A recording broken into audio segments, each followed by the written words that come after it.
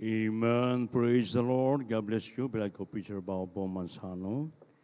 At tayo po muna magkaisa pong dumalangin sa ating pinakamamahal na Panginoon Jesus upang tayo patuloy na patnubayan, gabayan ng ating dakilang Diyos na buhay. Amen. Praise God.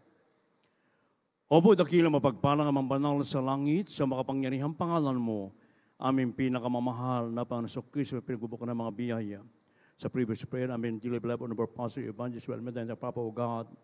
Misa pa kami nagpupunta ka pa salamat na kami napadama namin presensya, panapong presensya, na patuloy mo pinabadama sa bawah sa amin, O Diyos. So bago po yan, misa pa kami buong pagpapakumbaba. Himi ng kapatawaran sa lahat ng amin nagawang pagkukulang, pagkakasala, patawang bawah sa amin, O Diyos. Hallelujah. At sa bahagi ito na pagdadala ng Ebanghelyo ng Kaligtasan, na tunay sa kanang akin, wala po akong magagawa, mahal po ng Jesus.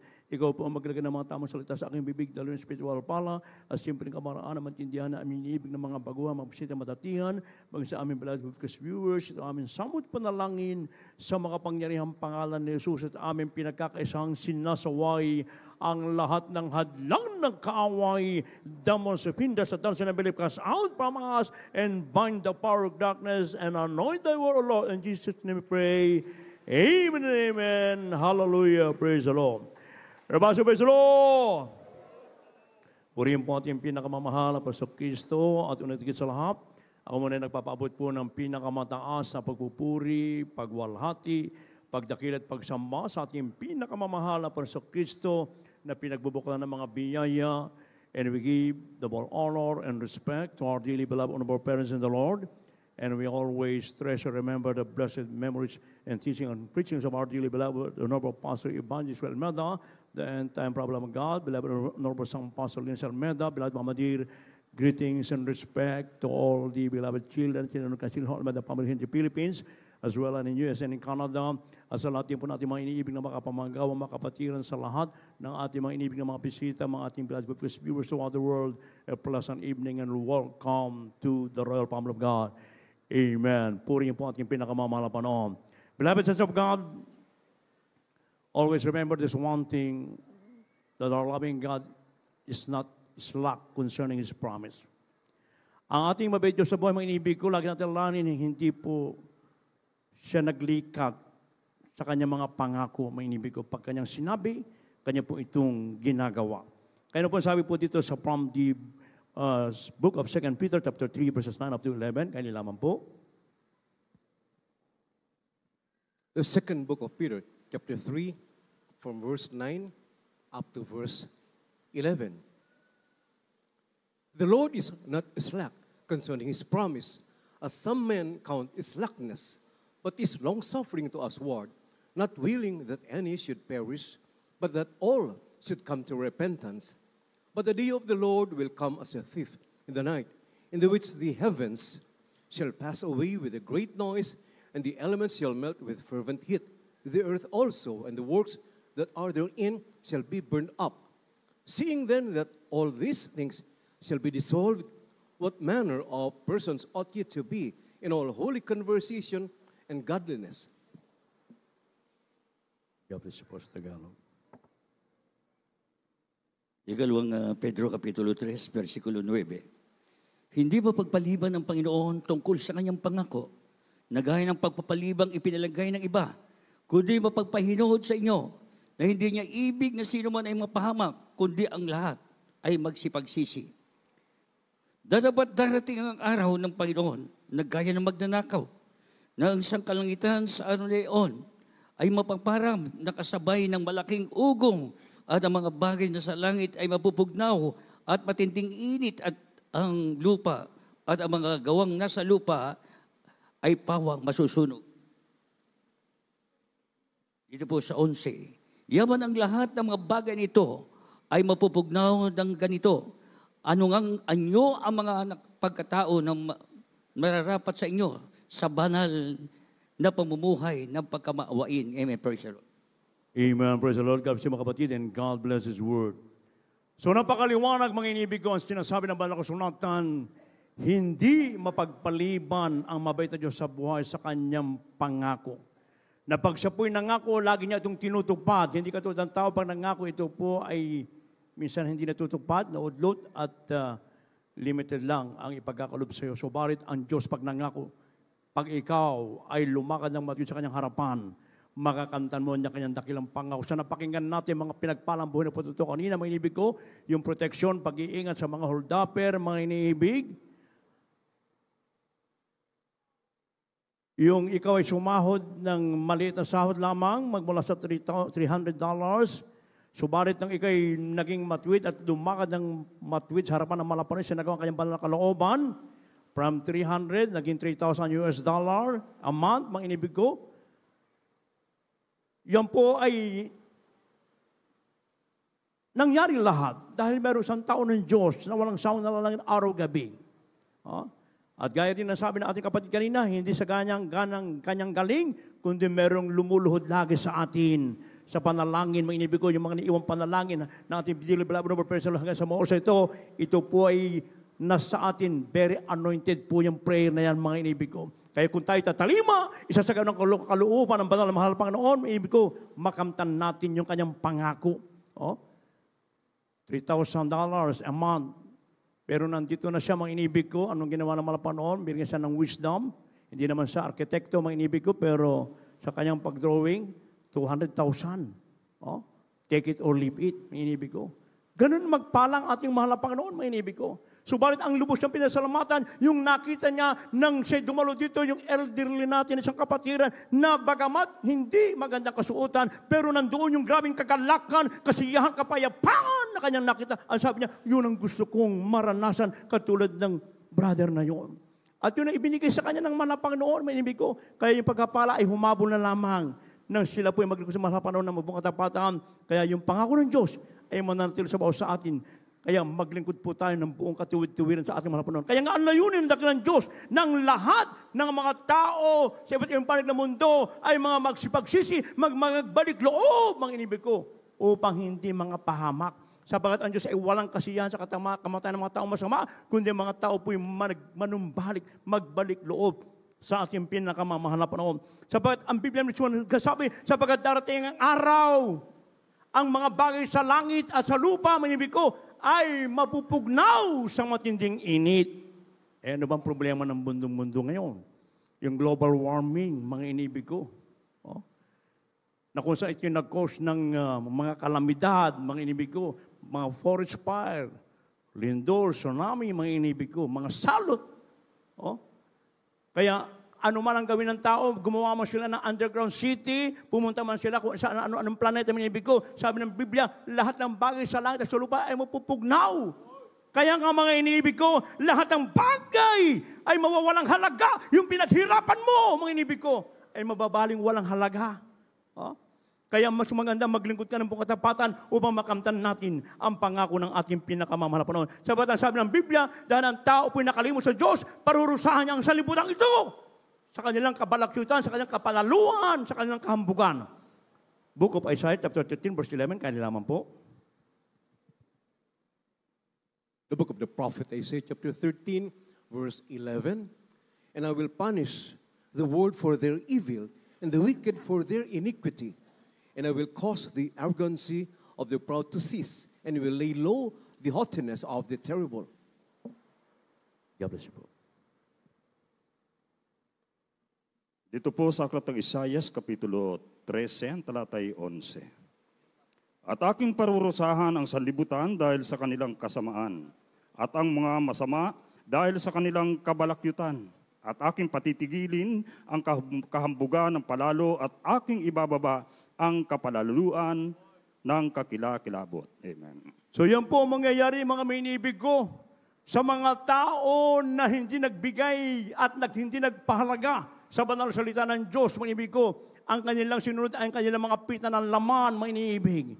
Kaya pumasok doon yung grabing kapalaluan, mga inibig ko, yung kahambugan, mga iniibig ko. Kaya sabi ng Biblia, parurusahan ng ating mahal na Panginoon. Ang sanlibutan ito. Kaya hindi pwedeng magmalaki ang tao, mga iniibig ko. Lalo na yung mga ibang bansa na nambubuli, mga iniibig.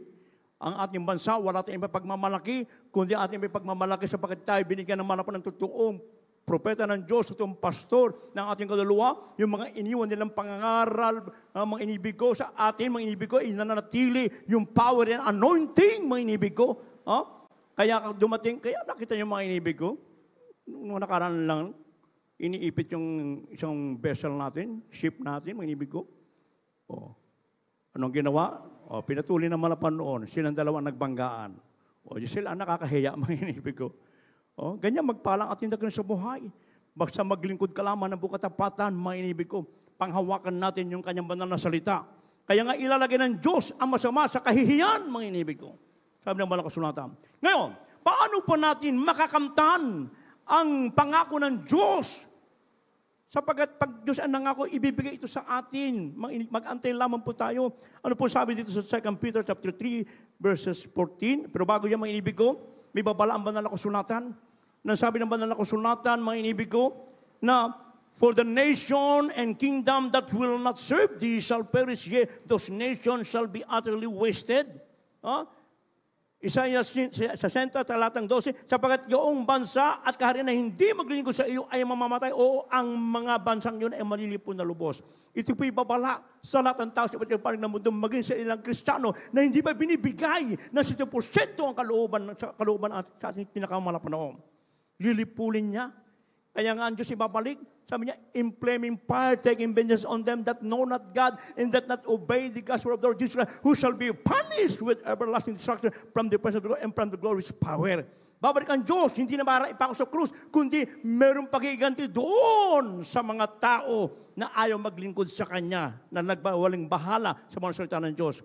Pero kung ikay matapat, lumalakad ng matuwid, makakamtan mo ang pangako ng Diyos. Ngayon, ano yung pinagagawa Diyos na dapat natin gawin upang makamtan natin yung pangako ng ating mga panahon? Nasabi po dito sa 2 Peter chapter 3 verse 14 and 3 John chapter 1 verse 11, 3 John chapter 1 verse 11 and Jude chapter 1 verses 20 and 21. Kaya naman po. The second book of Peter chapter 3 verse 14. Wherefore, beloved, seeing that you look for such things, be diligent that you may be found of him in peace, without spot and blameless. The third book of John, chapter 1, verse 11. Beloved, follow not that which is evil, but that which is good. He that doeth good is of God, but he that doeth evil hath not seen God. The book of Jude, chapter 1, verses 20 and 21. But ye, beloved, building up yourselves on your most holy faith, praying in the Holy Ghost, keep yourselves in the love of God, looking for the mercy of our Lord Jesus Christ unto eternal life. God bless you. Dito po sa 2 Pedro Kapitulo 3, versikulo 14. Kaya nga, mga minamahal, yamang kayo nagsisipaghintay ng mga bagay na ito, ay pagsikapan ninyong masumpuhan kayo sa kapayapaan na walang dungis at walang kapintasan sa paningin niya. Dito po sa aklat ng 3 Juan, Kapitulo 1, ang talatay 11. Minamahal, huwag mong tularan ang masama, kundi ang mabuti. Ang gumagawa ng mabuti ay sa Diyos. Ang gumagawa ng masama ay hindi nakakita sa Diyos. Dito po sa aklat ng Jude, Kapitulo 1, ang talatay 20 at 21.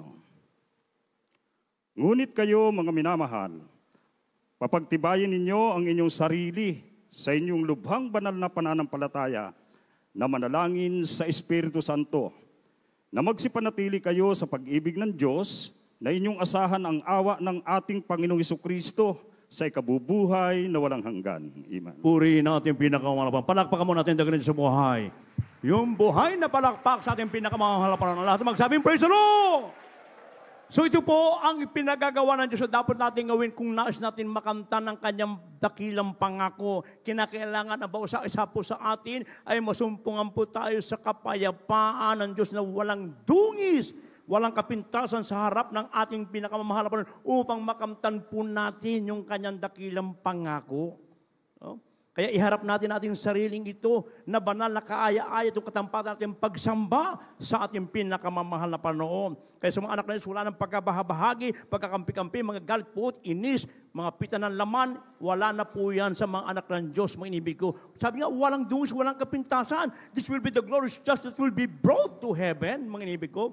Kaya nga maging sa ating pong pagsasalita, nang sabi ng banal na kasulatan sa Efeso 4:29, Ephesians chapter 4 verse 29, let no corrupt communication proceed out of your mouth, but that which is good to the use of edifying, that it may minister grace unto the hearers. Sabi, anumang salitang mahalay ay huwag lumabas sa inyong bibig, kundi ang mabuting ikatitibay ayon sa pangailangan upang makinabang ng biyaya ang mga nagsisipakinig. Palakpakan mo itong pinakamanapanon. Amen, praise God. So, ano mga lumalabas sa ating mga bibig, ito po yung lalaman pagwalhati, pagdakila sa ating pinakamamahal na Panginoon. Wala na pong mga mamahalin na salita, mga inibig ko, sapagkat yung makapakinig, hindi sila makinabang. Subalit kung ang lumalabas sa ating mga bibig, ito po'y puro pagdakila, pagwalhati sa mga kamanghamang gawa na ginawa na ating dakila sa buhay. Sila'y pagpapalain, katulad ng pagkapalang ating naranasan. Amen? Kaya nga minibig ko, paano natin makakamtan ang kanyang pangako at paano po ba tayo masusumpungan na walang dungis at kapintasan? Ang sabi ng banal na kasulatan, huwag mong tularan ng masama. Alam na natin ang masama. Galing tayo dyan dati na wala pa tayo sa banal gawang ito. Ang gawin po natin, yung mabuti. Ano yung mabuti? Isagawa natin ang lahat ng kautusan ng ating mahal na Panginoon without any mental reservation, but rather with open heart, magmula sa kabanalan. Mamuhay tayo na may kabanalan, hindi lamang sa ating pananambahan, maging saan dako kayo mapapunta. Yung mga kasautan, lumalabas sa ating bibig, banal po yan, mga inibig ko. At magtapat tayo sa pagbibigay. Wag nating uutangin ang ating mga ikapatandog, ibigay po natin ng buo yan sa ating pinakamamalang Panginoon. At lagi tayong dadalo ng dadalo sa pagdagdagan natin panampalataya, panghawakan natin kaligtasan, mga inibig ko. Sapagkat sa ating pagdalo, iba-iba po ating napapakinggan na patotoo, mga pangangaral na ito'y nagdagdag ng ating pananampalataya. At magsabing praise the Lord. Lagi tayong nagpupuri, humahayo, manibig ko, nag-aayuno, lalo pat ating namamalas ang nalalapit na pagbabalik ng ating mahal na Panginoon. Kailangan, equip tayo ng Word of God. We have to meditate the Word of God, this holy book. We have to meditate it day and night. Huwag lamang sa ating pananambahan. Pag ginamit mo uli sa susunod, may alikabok na yan, kapatid. Kaya araw-araw po natin basahin yan. Ano po sabi ng banal na kasulatan, mga inibig ko? Tayo po ang pipili kung gusto natin makamtan ang pangako ng Diyos, ating pong papagtibay ng ating mga sarili sa banal na pananampalataya, mga inibig ko. Kaya manalagin tayo lagi upang madama lagi ang banal na Espiritu ng Diyos. Kaya nga pag nandito po tayo, lagi tayong spiritual fiesta sapagkat nadadama natin ang banal na Espiritu ng Diyos, mga inibig ko. At mga inibig ko, manatili tayo sa dakilang pag-ibig ng ating mahal na Panginoon. Na tayo tinuruan ng ating dearly beloved, honorable parents, the beloved children, the family. Pag tayo po sa pag-ibig ng ating mga Panginoon, lahat ng mga bagay ay magagawa mo, mga inibig ko. Magagawa mo, humayo, lahat na mga inibig ko na sa kalooban ng mahal na Panginoon. At sabi doon, yung buhay na walang hanggang ay ibibigay sa atin ng ating mahal na Panginoon. Kaya mga inibig ko, pag nagawa natin lahat ng mga bagay na yan, sapagkat rapture will take place any moment now. Laging sinasabi ng mahal na pastor sa kanyang preaching. Mga inibig ko. Kaya, kailangan magsipanatili tayo sa pag-ibig ng Diyos. Yung pananampalataya, panghawakan po natin. Gumawa tayo ng mabuti, mga inibig ko. Mamuhay tayo ng may kabanalan. Walang kapintas, walang dungis, mga inibig ko. At pag nagawa natin yan, ano ang pangako ng Diyos? Huling talata, 1 John chapter 2, verse 25. Maganda na po mga awit, manunugtog. The first book of John, chapter 2, verse 25. And this is the promise that He hath promised us, even eternal life. God bless you po. Unang Juan, Kapitulo 2, versikulo 25. At ito ang pangakong kanyang ipinangako sa atin, ang buhay na walang hanggan. Napakagandang pangako ng Diyos. Papalakpakan po natin pinakamalapanon. Sino tayo para pangakuan ng ating malapanoon? Galing tayo sa isang, we'll just filthy rocks in the sight of our loving God. Sa tayong maraming pasang sa harapan ng malapanoon. Subalit tayo'y dinala ng Diyos sa kaliwanagan, inibig ko, upang ipahayag ang mga kamanghamagawa ng ating malapanoon. At yan po'y anytime na, yung buhay na walang hanggan na yan, anytime now, mainibig ko. Kung hindi man dumating niya, mainibig ko, at dumating naman ang tinatawag na pagpikit ng mata o kamatayan, mainibig ko, pag ikaw lumalakad ng matuwid, diretso ka rin sa langit, mainibig ko. nag-aantay ng ating mahal na Panginoon sa atin. Kaya, ang sabi ng mga kasulatan, hindi mapagpaliban. Hindi mapagpaliban ang Panginoon tungkol sa kanyang pangako na kanyang pinangako. Gaya ng pagkapaliban na pinalagay ng mga iba, kundi magpahinuhot kayo sa inyo na hindi na ibig na sila may mapamak, kundi ang lahat ay magsipagsisi. Kaya, now is the day of salvation, now is the accepted time. At sa ating mga iniibig na mga baguhan, kayo po'y pinagpala sa gabing ito. Mga sa ating Willad Web viewers, tanggapin niyo po ng formal ating mga panahon. Dito po kayo sa harapan. Ngayon ang araw ng kaligtasan, ngayon ang araw ng pagtanggap. At habang tayo dito mayong lahat, at tayo po'y umawit, gawin natin yung panalangin ng awiting ito, mga inibig ko. Awitin natin ng pangako. Gawin natin yung panalangin ng awiting ito, mga inibig ko, na mismo ang ating mga panahon nagsabi, ang langit ay lilipas, lupa man ay magwawakas, ngunit ang pangako niya, kailanman hindi kukupas. Dito po sa harapan, yung mga baguhan, huwag po kayong mahiya. At habang aking binibigay mong pagkataon, sa ating beloved ordained preacher, Brother Louie Angeles. Amen. Praise the Lord.